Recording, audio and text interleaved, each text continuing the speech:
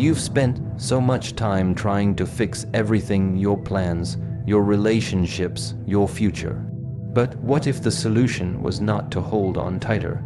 What if the moment you stop worrying is the moment life finally begins to move in your favor? Worry is a movement of the mind that disguises itself as care. It whispers that it is helping.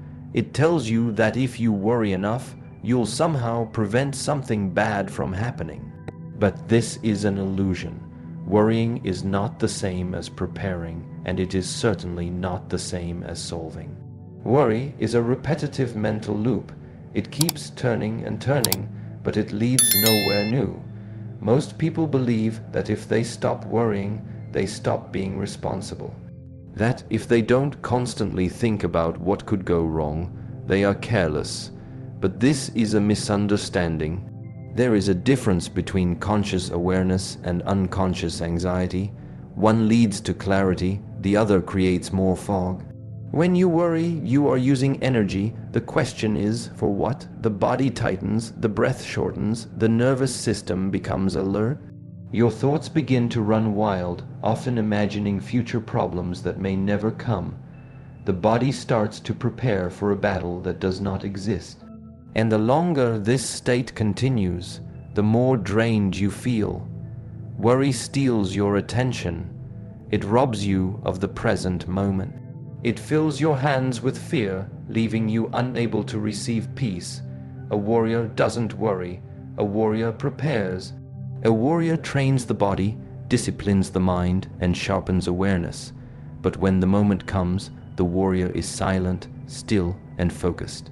Worrying would only weaken the response. It would cloud the vision. In the same way, your own life needs you present, not anxious. It needs you steady, not scattered. The habit of worrying is deeply rooted in most minds. It is a habit passed on through generations, modeled by parents, reinforced by society, fed by media. Over time, people begin to believe that worrying is a form of love, that if you don't worry about your children, your family, your future, then you don't care. But true care looks different. True care is patient. True care is firm but calm. True care comes from attention, not anxiety. Let us look at this through a simple observation. When you are walking through a forest, do you worry about each step you take? No, you stay alert, you stay aware, but you do not overthink each movement. If you did, you would trip. Your mind and your body must work in harmony. The moment the mind becomes overly active, the body becomes uncoordinated. In the same way, life becomes unbalanced when the mind is filled with constant worry. Worry is also addictive. It gives the illusion of control. When you worry, you feel like you are doing something, but you are not doing, you are only thinking, circling, exhausting. And the more you do it, the more familiar it feels. Like a groove in the mind, worry becomes the default response to uncertainty. But life is always uncertain. It has never been otherwise, so the real path is not to remove uncertainty, but to meet it differently. When you begin to observe the mind, you will see this pattern clearly. Something happens, and the mind instantly responds with worry. It projects fears, it imagines consequences, it exaggerates outcomes, but you are not your mind. You are the observer of the mind, and the observer can choose to step back, to not follow every fearful thought, to not believe every anxious image. And in that moment, something powerful happens. You create space. This space is where peace enters. This space is where wisdom awakens. And from this space, you can respond to life instead of reacting to fear. It starts with recognition that worry is not a wise teacher. It is only a shadow that has been allowed to speak too loudly for too long. When you stop listening, you begin to hear something deeper, the quiet voice of clarity, always present beneath the noise in the rush of daily life. There is very little space to truly see. Noise has become normal, movement has become constant, the world glorifies speed, rewards multitasking, and praises busyness as if rest were weakness.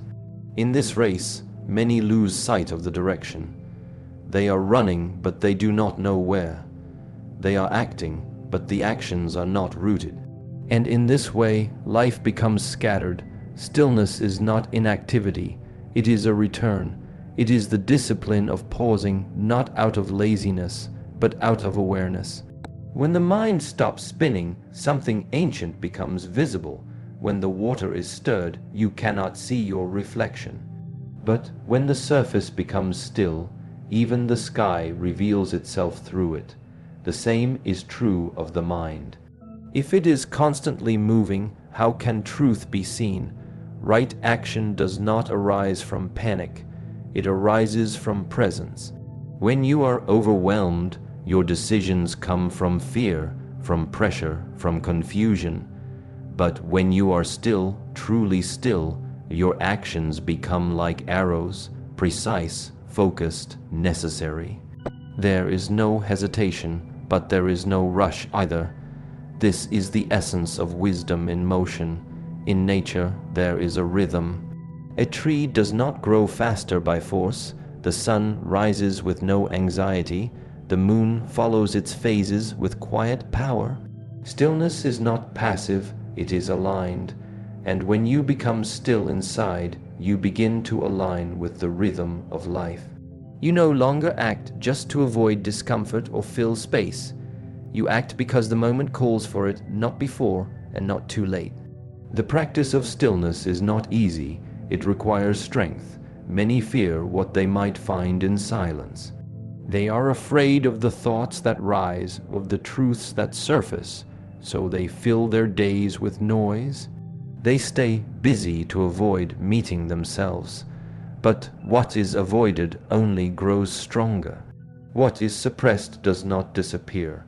It hides in the corners of the mind and shows up in other ways. In tension, in distraction, in indecision. Stillness invites you to meet yourself. It is a mirror that cannot be fooled. It shows you your patterns, your cravings, your fears. But it also shows you your peace. It shows you that beneath all the layers, there is something steady, a center that has never been disturbed. When you act from this place, your choices carry a different weight. They are not reactions. They are responses rooted in clarity. To cultivate stillness is to train the mind.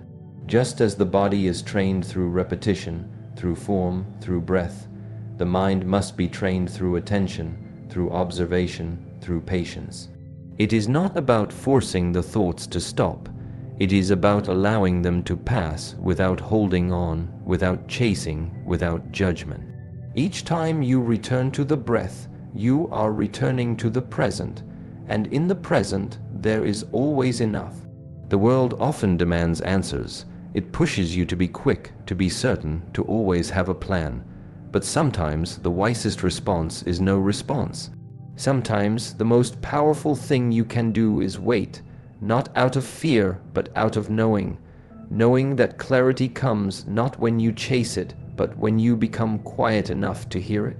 When the warrior stands in stillness, they are not idle, they are watching, they are listening, they are feeling the ground beneath their feet, the rhythm of the air, the weight of the moment.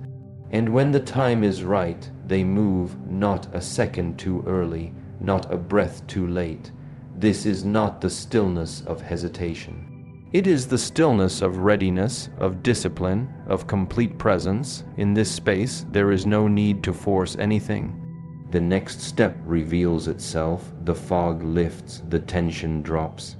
And you remember what the mind often forgets. That peace is not the absence of life's challenges. It is the presence of awareness within them. The human mind is drawn to control. It wants to predict, to plan, to protect. It wants to know how everything will unfold. From the moment one wakes up to the moment sleep arrives, the mind attempts to map every detail of life. But life does not follow the maps of the mind. It follows its own current, and this current is not always straight, nor smooth, nor familiar. Anxiety arises not from life itself, but from the gap between reality and our desire to control it. The more tightly a person tries to hold on, the more resistance is created. Like trying to grasp water with a clenched fist, the harder you try to control, the more slips through. This is the nature of control. It is rigid, narrow, and based on fear. And fear is always looking for something to fix, to avoid, or to change. Most anxiety is not about the present moment. It is about imagined futures. The mind travels ahead, creating scenarios that haven't happened. It builds images of failure, loss, rejection, danger. It starts to prepare for situations that do not exist. And in doing so, it pulls you out of the moment where your true strength lies. In trying to avoid discomfort, you create more of it. In trying to control outcomes, you lose connection with your own center. Control is based on the illusion that if everything goes according to plan, you will finally feel safe. But safety based on external order is fragile. One unexpected event, one change in someone else's behavior, one shift in the environment, and that sense of safety collapses. Then the cycle begins again. More planning, more predicting, more tightening of the mind. Letting go does not mean giving up. It means recognizing what belongs to you and what does not. Your actions belong to you. Your choices belong to you, but the results, they belong to life. You can plant the seed, water the soil, give it light. But whether the plant grows or not is not entirely in your hands. Understanding this difference is a form of wisdom. It is the first step out of anxiety and into peace. Many believe that to let go of control is to become vulnerable. But true strength is found in surrender, not in struggle.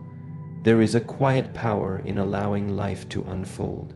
It does not mean you stop caring, it means you stop forcing.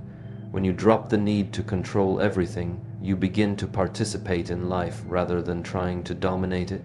Just as the river carves the stone not through force, but through persistence and flow, life works best when you learn to move with it, not against it. Control wants life to bend to your will, but life is not a machine to be operated. It is a dance to be joined. And in any dance, you must listen to the rhythm. You must allow space between the movements. The illusion of control also isolates people. It creates a narrow focus on the self, on one's fears, one's plans, one's expectations. But life is not lived alone. It is shared, and when you are constantly trying to manage every aspect of it, you disconnect from others. You stop listening, you stop seeing, you stop trusting. Trust does not mean passivity, it means presence. It means knowing that you have prepared, and now you must release. Like an archer who draws the bow with full strength, takes careful aim, and then lets the arrow go. What happens after the release is no longer within their grasp. The wind may shift, the target may move, but the action was pure, the effort was real, and the letting go was necessary. The mind will return again and again to control. It is its habit, but each time you observe this impulse without reacting, you weaken the illusion. Each time you choose to act without attachment to outcome, you dissolve a little of the anxiety. And slowly, you begin to see that peace does not come from controlling life. It comes from aligning with it. The direction of your life is shaped by the direction of your attention. Where your attention goes, energy flows, and where energy flows, growth begins. This is a simple truth, but one that is often forgotten in the noise of daily life. Most people do not choose what they focus on. Their focus is stolen. Taken by distraction, hijacked by fear, pulled by desire, scattered across 1,000 thoughts and screens. Attention is your most valuable inner resource. It is more powerful than time, more vital than knowledge.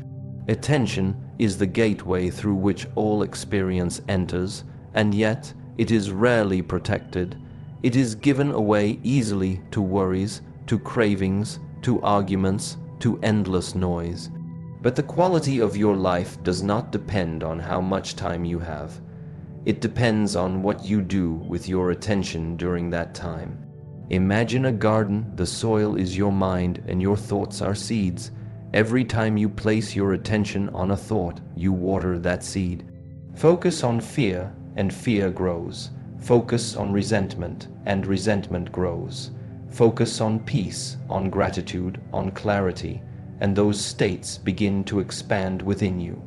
The mind does not decide what to grow. It simply nurtures what is planted with attention. This is why it is dangerous to let the mind run on autopilot. If you do not consciously direct your attention, it will default to patterns, and many of those patterns are rooted in survival, not wisdom. The mind remembers what hurt, what frightened, what threatened. So if you are not mindful, you will keep feeding the same cycles. Attention gives power, and anything you give power to will influence your emotions, your decisions, and your direction.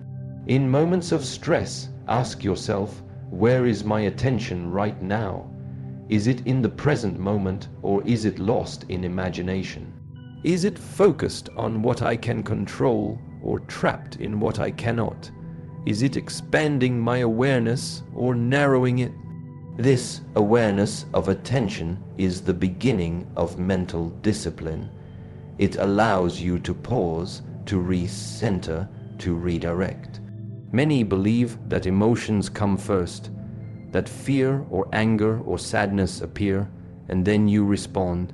But often it is the opposite. Where you place your attention creates the conditions for those emotions. If you constantly replay painful memories, fear and sadness will arise. If you dwell on what others have done wrong, anger will grow. If you shift your attention to what is working, to what is beautiful, to what is possible, even in small moments, a different state emerges. Attention is also deeply connected to intention. When you wake in the morning, what do you focus on first? Is it the noise of the world or the stillness within? The direction of your attention at the start of the day often sets the tone for all that follows. Even a few moments of conscious attention to the breath, to your inner posture, to a single clear intention can influence the rhythm of your day. Energy is limited. You cannot give your full energy to everything, but you can give full attention to the right things. And in doing so, you begin to conserve energy, to store it, to refine it. This is how inner power grows, not by force, but by focus. Not by doing more, but by doing what matters with presence. In every moment, there is a choice. The outer world will keep calling for your attention with urgency, with temptation, with distraction. But the power lies in your response. Whether you follow the noise or stay anchored in what is essential determines whether your energy is wasted or harnessed. And the one who learns to master attention learns to master the quality of their own existence. Letting go is often misunderstood. It is seen as weakness, as passivity, as giving up. But in truth, letting go is one of the most powerful actions a human being can take. Because to let go means to release the illusion of control, to step out of the mind's grip, and to align with the deeper rhythm of life. It is not a collapse, it is a conscious surrender of what no longer serves. Many carry with them heavy weights, the weight of old stories, past betrayals, unmet expectations, unspoken fears. These weights are invisible, but they shape how a person stands, how they speak, how they respond to others. The mind becomes filled with attachments, and every attachment becomes a chain, one to pride, one to identity, one to outcome, one to another person's opinion.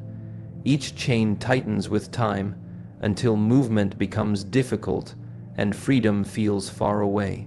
Letting go is not about erasing the past. It is about no longer allowing it to define the present. It is not about pretending something didn't hurt. It is about no longer holding onto that pain as if it were a part of who you are. When you let go, you do not lose strength, you reclaim it. Because every time you release an attachment, your energy returns to you. It is no longer invested in resistance, in control, in fear. To let go is also to trust.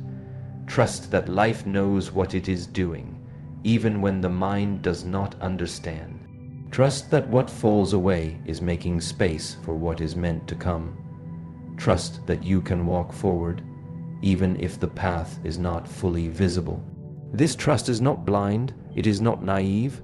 It is grounded in experience, in the quiet wisdom that every moment, even the difficult ones, carries something to teach. In martial arts, strength is not found in constant tension. A rigid body is easily broken. Power comes from balance, from the ability to engage and to release, to strike and to withdraw, to be firm and to be soft. The same is true in life. Constant holding, constant gripping leads to exhaustion. Real mastery is the ability to let go when the time calls for it, to release attachment to results, to act fully, and then to release what happens next. The mind will resist this. It is conditioned to hold opinions, to hold roles, to hold images of the self. The ego is built on the idea that identity is fixed, that one must maintain control to be safe. But safety built on clinging is unstable. It can be shaken at any moment. Letting go allows you to be rooted in something deeper, not in external form, but in inner presence. Letting go is also required in relationships. To truly love someone is not to possess them. It is to give them the freedom to grow, to change, to walk their own path. Clinging creates tension. It creates fear, jealousy, neediness. But when you let go of control, you create space for respect, for freedom, for trust to grow. And in that space, the relationship breathes. It becomes alive, not as an obligation, but as a choice.